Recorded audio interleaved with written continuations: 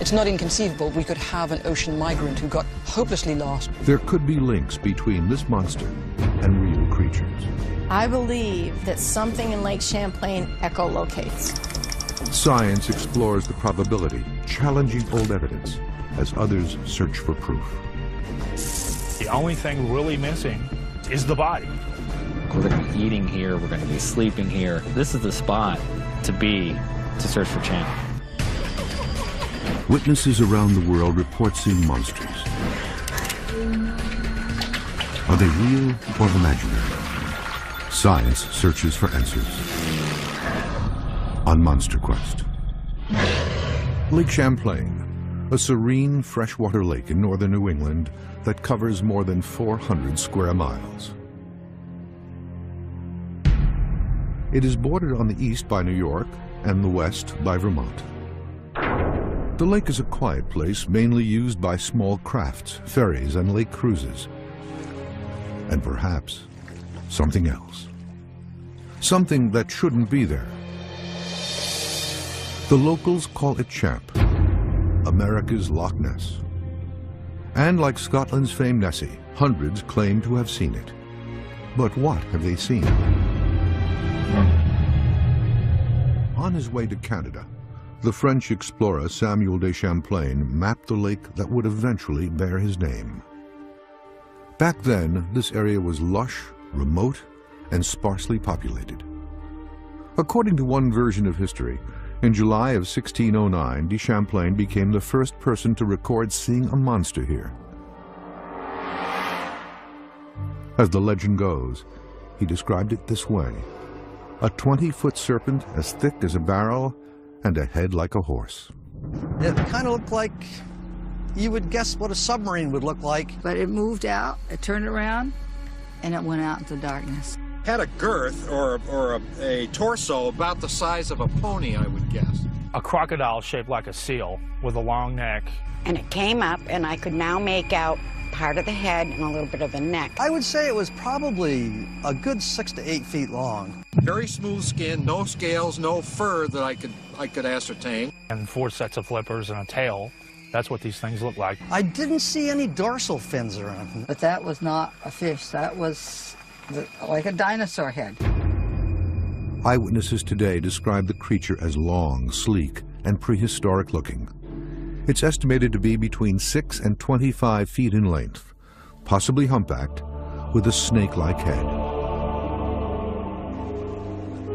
These descriptions indicate that whatever this monster is, it is unlike any known creature found in freshwater in this part of North America, or anywhere else for that matter. This body of water has a unique geological profile. Less than 11,000 years ago, what is now Lake Champlain was connected directly to the Atlantic. In 1849, 2 Irish workmen were helping to construct the first railroad between Rutland and Burlington, Vermont. They were digging in this area when they unearthed an extremely large set of bones. At first they assumed it was just an old horse. It wasn't until later that an expert recognized the significance of their find. Zadok Thompson, a prominent naturalist and state geologist from Vermont, determined that this 12,000-year-old fossil bore a strong resemblance to the still existing beluga whale. But what was it doing buried 8 feet deep in mud? As it turned out, the Charlotte whale fossil was proof that the area had a fascinating geological history long before Samuel de Champlain encountered it. This is the Charlotte whale, and it's so named because it was found in Charlotte, Vermont. So it's one of the ways in which we knew back in the 19th century that salt water had once, existed here in the Champlain Valley. According to geologists like Stephen Wright, the region was once a larger body of salt water known as the Champlain Sea. We currently think that the Champlain Sea existed here from approximately 11,000 years ago until somewhere in the 8,000 to 9,000 year range. So it was in existence for probably 2,000, maybe 2,500 years. But there is proof sea creatures inhabited these waters even further back in time. Isle La Motte is one of what we call the Champlain Islands. It's a largely limestone formation that is a relic from 450 million years ago, where you can see the very, very ancient corals left from that era. Does the one-time presence of salt water shed light on modern, unexplained sightings in Lake Champlain? Lake Champlain and Loch Ness and several other places were flooded by the ocean and actually became arms of the sea. And at that point, marine animals were free to come and go. Scott Martis is a researcher who's followed the stories about Champ for the last 10 years and even moved to Lake Champlain to study the legend. He thinks Champ's origins can be traced back thousands of years to when the brackish waters of the Champlain Basin drained north into the St. Lawrence River, and the large opening to the sea was effectively closed. When that happened, some former saltwater creatures were trapped within Lake Champlain. They had little choice but to evolve or die. These saltwater arms of the sea were cut off from the ocean, and whatever was living in these lakes either died out or adapted to fresh water and managed to survive. Scientists say that the idea is plausible. When you start talking about rumors of Champ, it's not inconceivable, but one talks about probabilities when you talk about Champ. It's not inconceivable we could have an ocean migrant who got hopelessly lost and was really intent on going upstream and could have wandered here from the ocean. Ellen Marsden is a University of Vermont fisheries biologist. She acknowledges that some fish found today in Lake Champlain evolved from saltwater ancestors. Most of them are native fish that have been here ever since the Champlain Sea receded. This lake became isolated from the ocean, started to become a freshwater lake. There were some fish that had remained in the lake from saltwater, such as our Atlantic salmon, our sturgeon. Could descendants of whales trapped in Lake Champlain explain the Champ sightings? Martis doesn't think so. Probably the classic theory that has been bandied about for Champ, the Loch Ness Monster, other lake monsters, and sea serpents, that they may be surviving plesiosaurs. Thought to have been extinct for 65 million years, the remains of aquatic reptiles known as plesiosaurs have been found on almost every continent. Like beluga and other whales, the plesiosaur had lungs, not gills, meaning it had to come to the water's surface for air. Plesiosaurs came in many shapes and sizes, but a typical example had a long neck, a broad body, a short tail, and 4 paddle-like limbs it used to undulate through the water. To the vast majority of eyewitnesses, Champ looks like a plesiosaur, not a whale. And this woman may possess the best proof that prehistoric creatures still prowl the lake.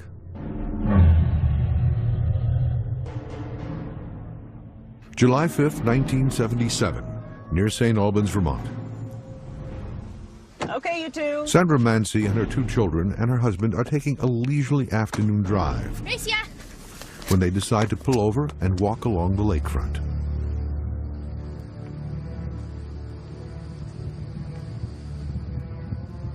Do you see something out there?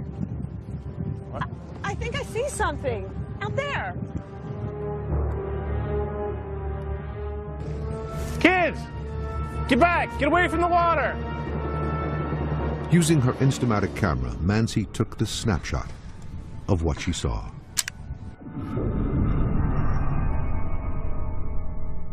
She said the head of the creature she saw rose 6 feet out of the water, and at least 12 feet of its body was exposed. According to Mancy, the entire sighting lasted around 5 or 6 minutes.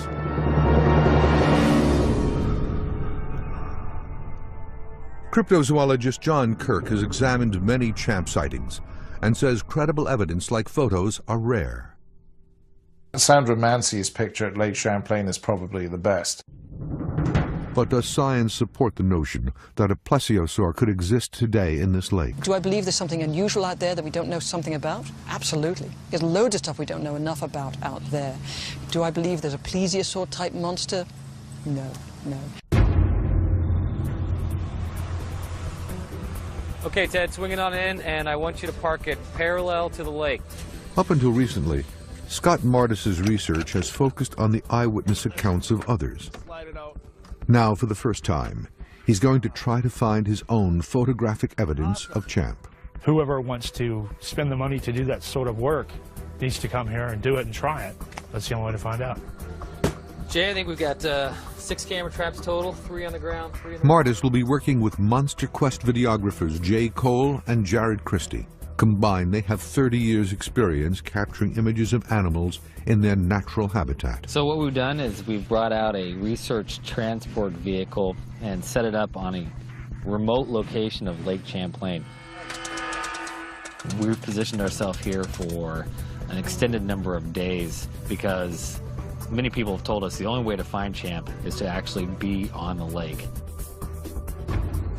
3-camera system, 2 color cameras and a infrared one to run underwater.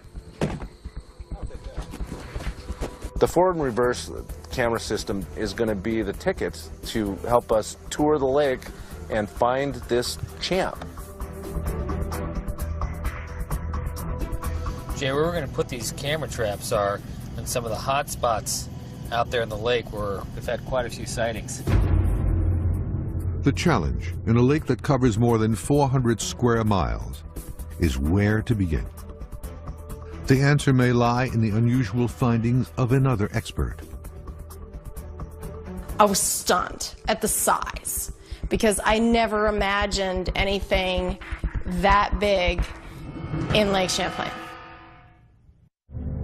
As the numbers of settlers in the Lake Champlain area grew, so did the reports of sightings of their legendary lake monster.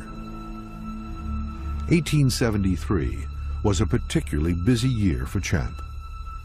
The New York Times reported that a railroad crew on the lake had seen an enormous serpent head with shining scales.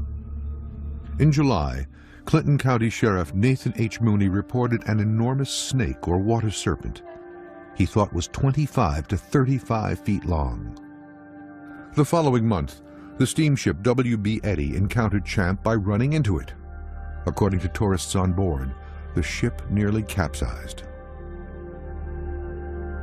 19th century accounts of the monster gained such notoriety that showman P.T. Barnum posted a $50,000 reward for the monster's hide. Barnum intended, he explained, to add to my mammoth World's Fair show. Barnum's reward yielded nothing, but the sightings continued. Does a form of plesiosaur or giant aquatic reptile, long thought to be extinct, live in Lake Champlain? Or is it something else?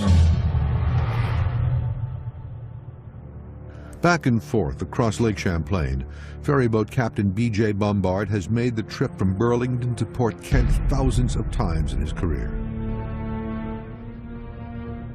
Most trips remain uneventful, except for one day in the mid-90s. I was on my normal ferry crossing on my route.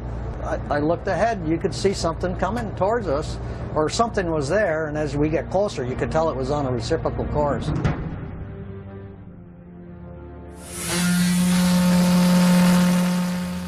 As the strange object drew nearer, Bombard said he angled the ferry to get a better look.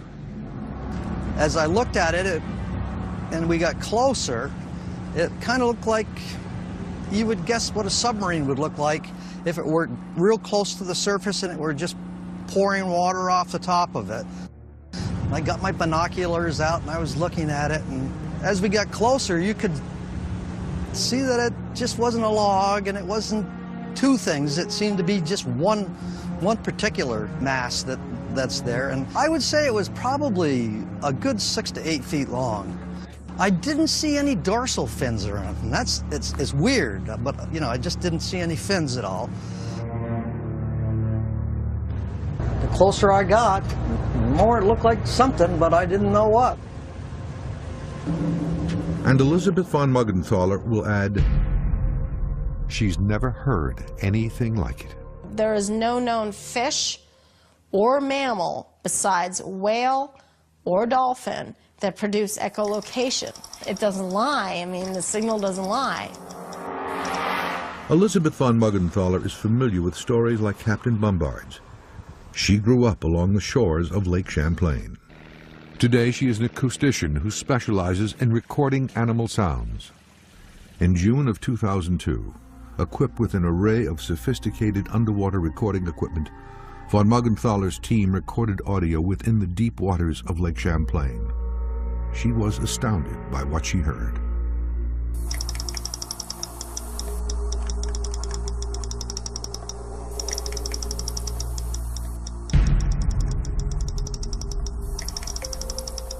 We have over 10 minutes of this creature in 3 different places doing this echolocation.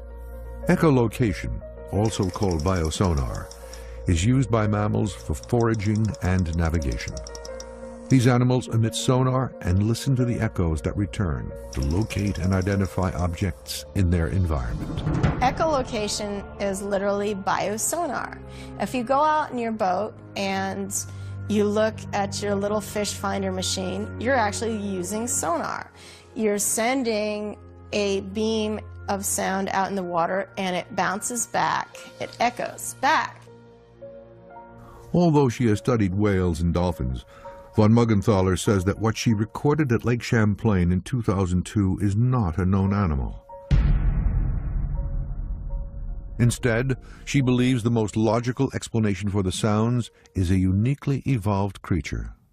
The first sound that you will hear is the sound we recorded from Lake Champlain. And the second sound is killer whale. And you can actually hear the similarities.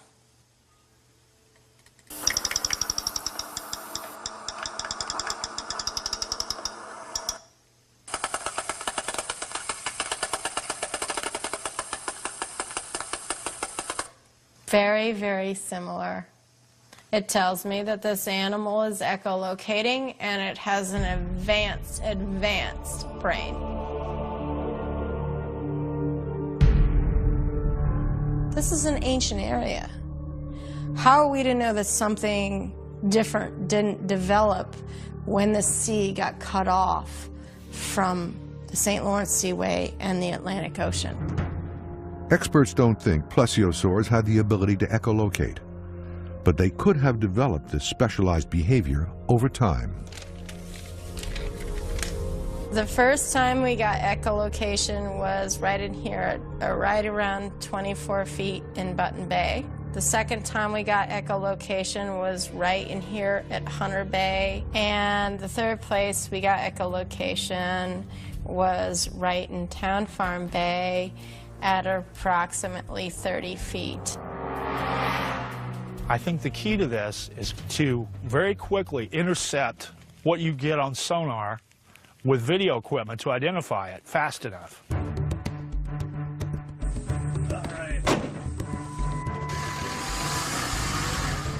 Champ researcher Scott Martis and his underwater video experts are targeting the area of von Muggenthaler's sound recordings for their search. They will begin just north of Burlington, Vermont, and work their way south towards von Muggenthaler's 3 locations. How does this look down here? Perfect. Camera trap 2 going down. Using sophisticated 24-hour surveillance cameras, the team will hunker down for the next 5 days and wait for Champ to appear. All right, all 3 cameras are still rolling. You can see the divers. You see the bottom of the lake. This looks good. The camera traps we positioned all along the shore here in this very remote location of Lake Champlain. That looks pretty good, though. To continuously roll video 24 hours a day. All right, recording. So if something were to swim by, swim up to shore at any point in the day, nighttime, daytime, sunshine, dark, light, we're going to have video rolling. Dozens of cameras will monitor 3 points around Lake Champlain. Each camera will provide a different view: underwater, level with the lake surface, and up higher for a more expansive view of the lake. In order to find Champ, you need to live it, breathe it, smell it, touch it, everything. So this is where we're going to be. We're going to be here 24 hours a day, early in the morning down the lake, late at night down on the lake. We're going to be eating here. We're going to be sleeping here. This is the spot to be to search for Champ. The team has been careful to position one of their cameras along this shore. That's because nearby, more than 20 years ago, one eyewitness saw Champ on land. And it come out of the woods, and it come right here under the light, and it stopped. Although it's a seemingly tranquil place, Lake Champlain has been the setting for over 240 sightings of what some say is a monster. The first of these, in July of 1609, is frequently attributed to the lake's namesake, the French explorer Samuel de Champlain.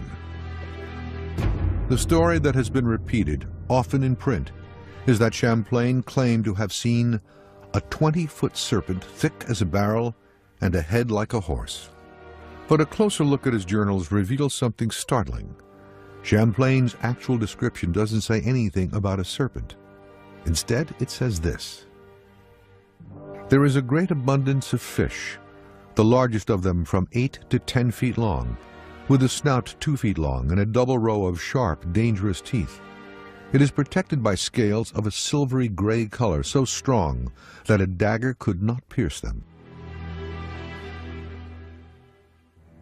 As menacing as this creature sounds, experts say there is a creature in Lake Champlain that fits this description. Lake sturgeon. Its ancient-looking armored body can reach lengths over 7 feet. You could see a sturgeon near shore doing a little bit of porpoising, enjoying itself perhaps at the surface, and would readily mistake that for something you'd never seen before and was pretty freaky looking. They've got a strange face, they've got a long nose that you don't expect in a fish. You might be thinking, horse? Monster? Their size, would be pretty startling if one did surface. So I wouldn't put it past sturgeon being the origin of at least some Champ sightings. While feeding or spawning, fish sometimes cluster head to tail near the surface, possibly creating the strange undulating humps reported by eyewitnesses.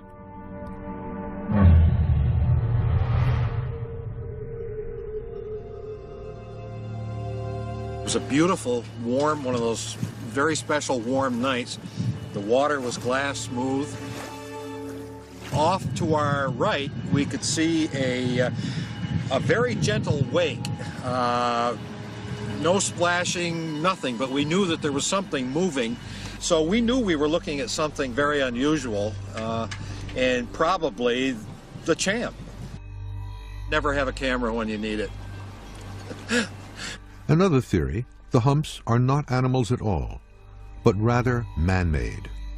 Many's the time we've been out here working, playing in sailboats, what have you, and you see 3 humps moving through the water in sequence. Big humps, one after the other, and there's no boat in sight. But wakes last a long time. There's a boat 3 miles up the lake that created that wake, and you're still seeing that residue of the wake rolling as it sort of exhausts itself down the middle of the lake. But if that is true, how do scientists account for a sighting of Champ not in the middle of the lake, but on land? Christine Hebert is at her family's marina just north of Burlington when her 2 dogs begin barking excitedly. This night, both the dogs were barking, and they were right on their hind legs with the leash right out. And it come out of the woods, and it come right here under the light, and it stopped. But it moved out, it turned around, and it went out into darkness. 1 week later, the creature returned to Hebert's marina. My mother was with me this time. And the second time, I couldn't even talk. I was pulling my mother out and trying to tell her, Champ, Champ. And I watched a long time, so wherever it came from, it came very slow, and it didn't stop. It came right up to the light. But that was a brown one. It was not as big as the green one. There was no mistake on the second sighting. I've been here all my life. I know exactly what a fish looks like. But that was not a fish. That was like a dinosaur head.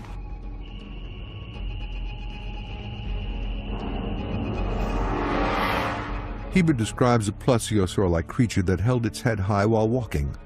While there is disagreement on whether a plesiosaur could walk or even slither on land, most experts agree they did not have the bone structure to hold their necks up high for any period of time. Yet evolutionary adaptation does occur in animals over time to adapt to their changing environment. A stronger or longer neck could evolve from a need to reach a high food source, possibly on land. Another critical component of the Hebert account is that she saw two animals of different sizes. This could indicate a family. You need minimally about 50 animals to get away from the issues of inbreeding, to maintain a population over a few generations. If you want to talk about really having a stable population over time, we know from conservation biology, we're talking more like 500-600, maybe 1,000 individuals to maintain a population over time. But could Lake Champlain's ecosystem sustain such a large group of creatures? The lake is home to a wide variety of aquatic life, including large pike, trout, and carp, likely food sources for a plesiosaur or aquatic mammal. Still, if you've got 50 or 60 animals as big as Champ is reputed to be, they should be having a major dent in the food web of that lake.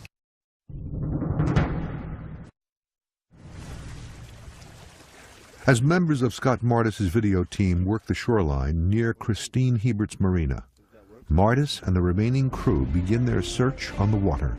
Big day, huh? Yeah. Yeah, here is that giant fish camera lure that you were talking about. How's that look? Looks great.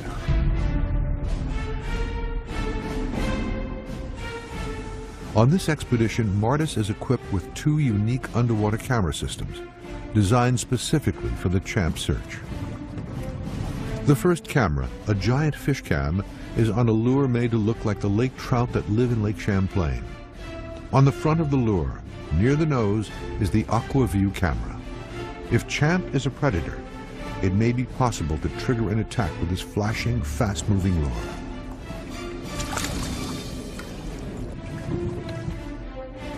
Yes, so somewhere out in this area is most likely. The second apparatus, a high-speed forward-reverse camera, is one of a kind. With AquaView cameras in both the front and the rear, the device is designed to move at speeds of up to 20 to 30 miles per hour. The element of surprise may be the answer.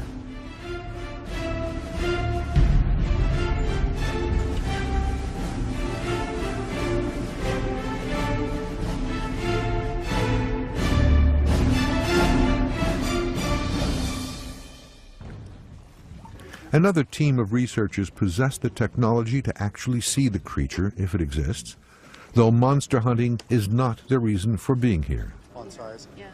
Geologists Tom and Pat Manley of Vermont's Middlebury College began mapping Lake Champlain in 1996.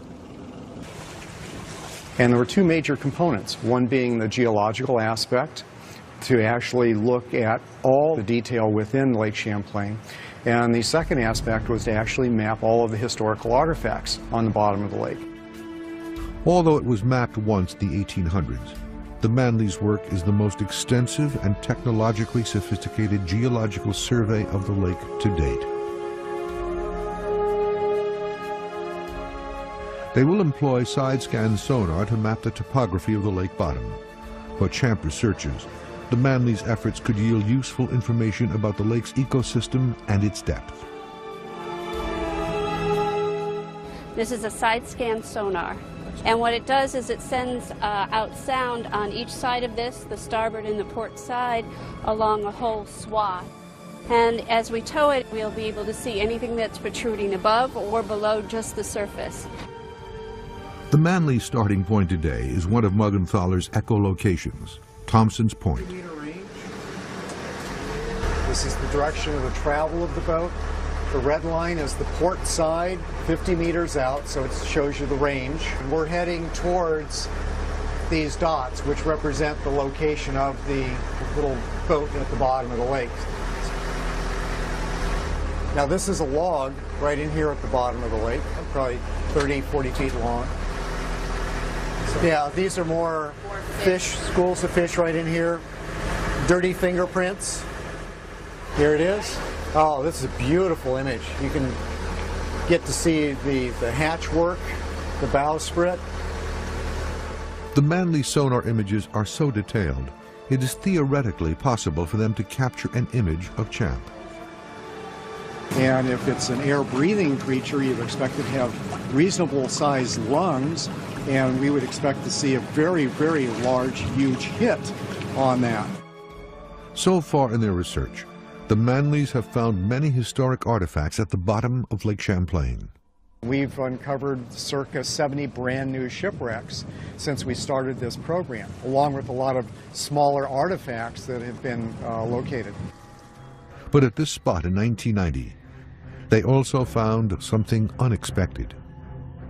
You can see that there's an old channel that's still buried, you know, that you can still see some indication of, and then all of a sudden it makes this large drop off into a deeper area of the lake. For centuries, Lake Champlain in the American Northeast and Loch Ness in the Highlands of Scotland have been famous for the monsters that are believed to lurk within their depths. Over the years, each lake has generated an emblematic photograph said to be the best evidence of its monster. This famous picture of Nessie, as the Loch Ness Monster is affectionately known, was taken in 1934. For 6 decades, it withstood careful scientific examination. And then, in 1993, it emerged that the photo was a hoax. This monster was actually a toy submarine, which was modified with wood and plastic, and then floated and photographed.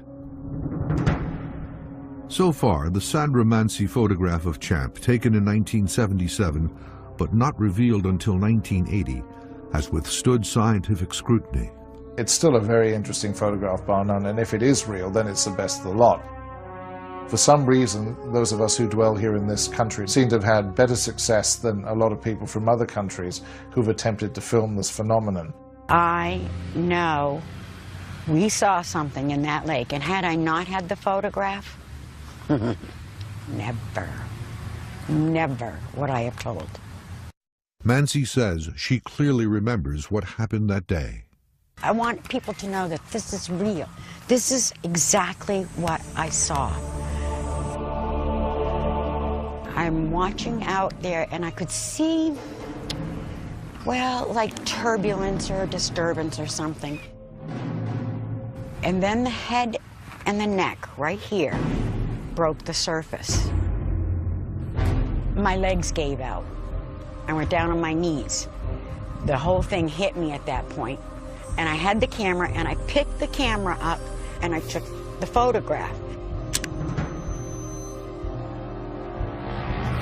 It started going down, but it wasn't like just like that. It went down, it went off like this. Sandra Mansi believes she has the best image of Champ. But 2 scientists may have the technology to capture an even better image. Pat and Tom Manley of Middlebury College in Vermont are on their 80th expedition in their quest to map the entire bottom of the lake. In 8 years on Lake Champlain, have they found evidence of Champ? That's one of the first questions that people usually ask us, is whether we have seen Champ. And the answer is no, we have not. They have, however, found evidence of something else. Something that Champ researchers find encouraging. You can see that there's an old channel that's still buried, you know, that you can still see some indication of, and then all of a sudden it makes this large drop off into a deeper area of the lake. This hidden highway runs through the deepest part of the lake. If these creatures do exist, could this channel explain how they have been able to hide and avoid capture for centuries? Even if I was driving a submarine in Lake Champlain, if that submarine was at a different elevation than we were actually mapping, we'd never see it. It also runs directly through one of the 3 locations where audio expert Elizabeth von Muggenthaler recorded the echolocations of an unknown creature in 2002. The underwater river channel found by the Manleys runs past Thompson Point, where Scott Martis has returned for a fourth day. Scott Martis and his underwater team have returned to the lake on this, the last day of their expedition, with their camera lure. Today they've enlisted the help of Captain Al Martin. I've owned Point Bay Marina for 37 years, so over the years I've heard about all the stories that have come to light. The final spot Martis and Martin have chosen to search for Champ is Thompson Point, at the bottom of the old riverbed discovered by geologists Pat and Tom Manley. This is the deepest part of the entire lake, and one of 3 locations from which Elizabeth von Morgenthaler recorded an unknown creature echolocating in 2002. Everything's hooked up, camera is rolling. At the moment it's 393 underneath the boat.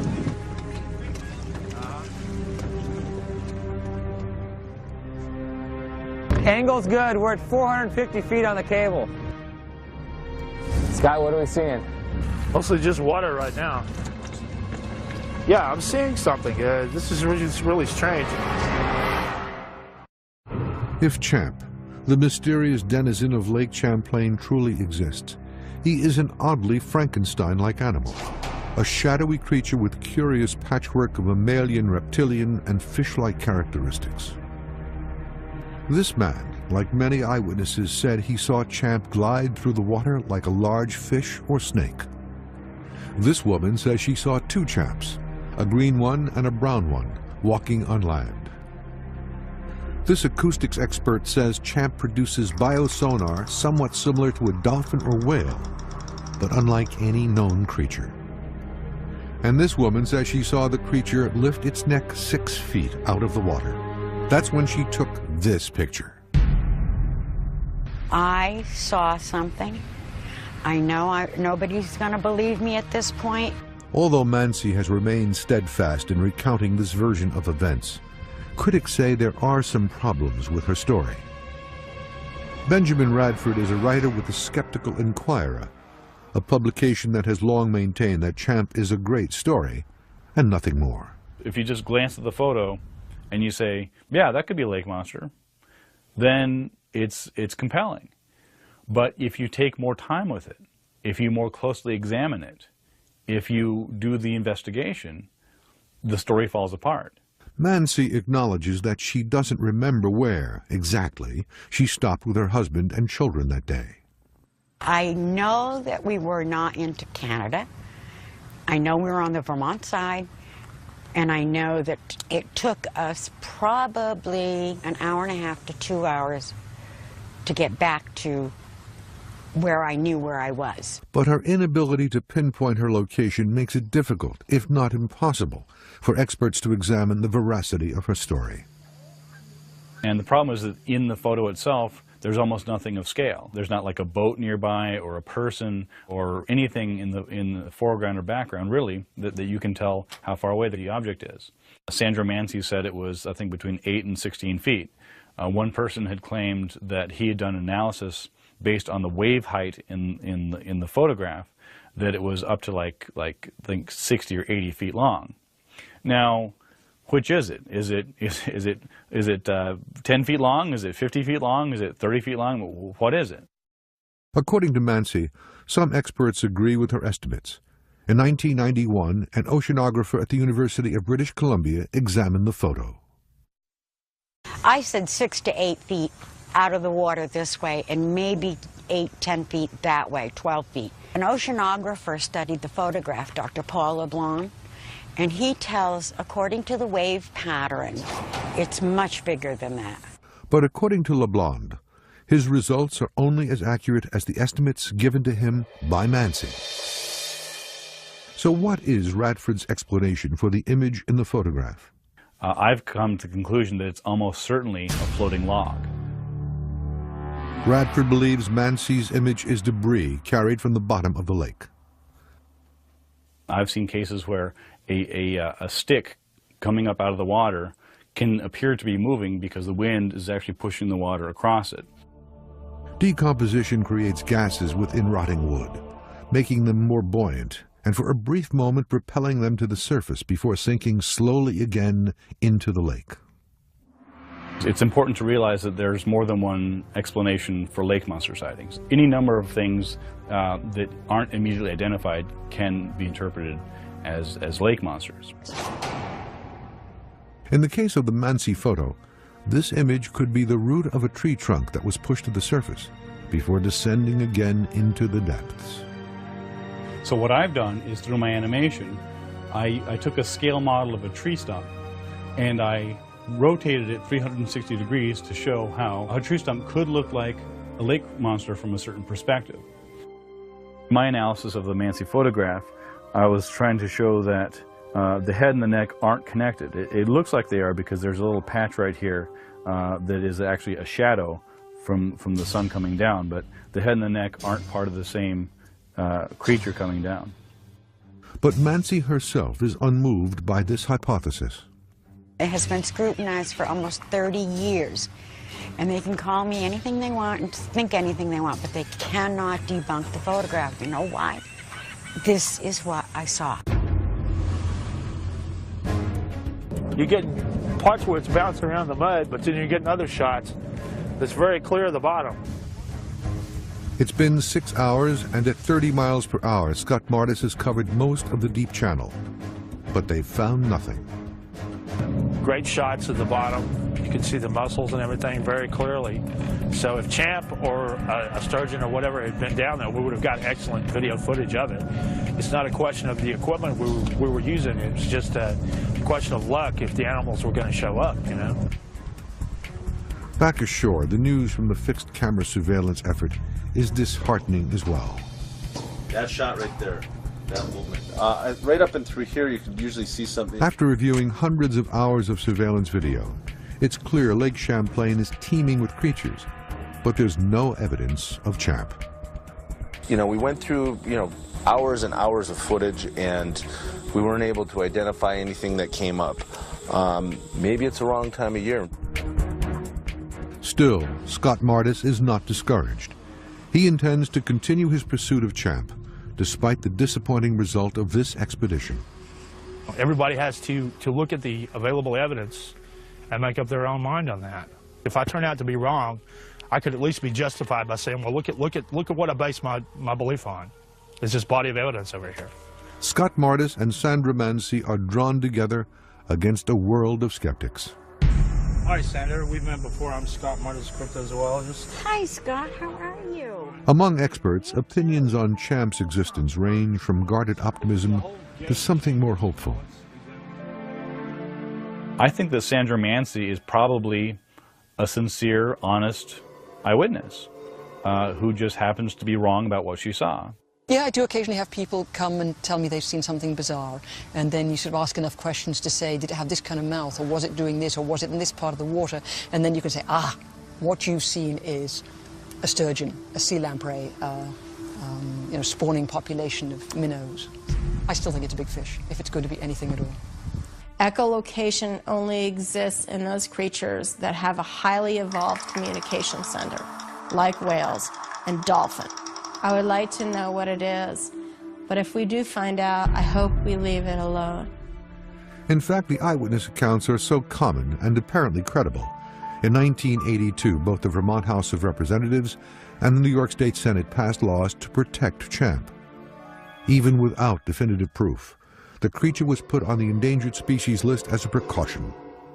The law will protect the creature if anyone eventually does come upon a Champ.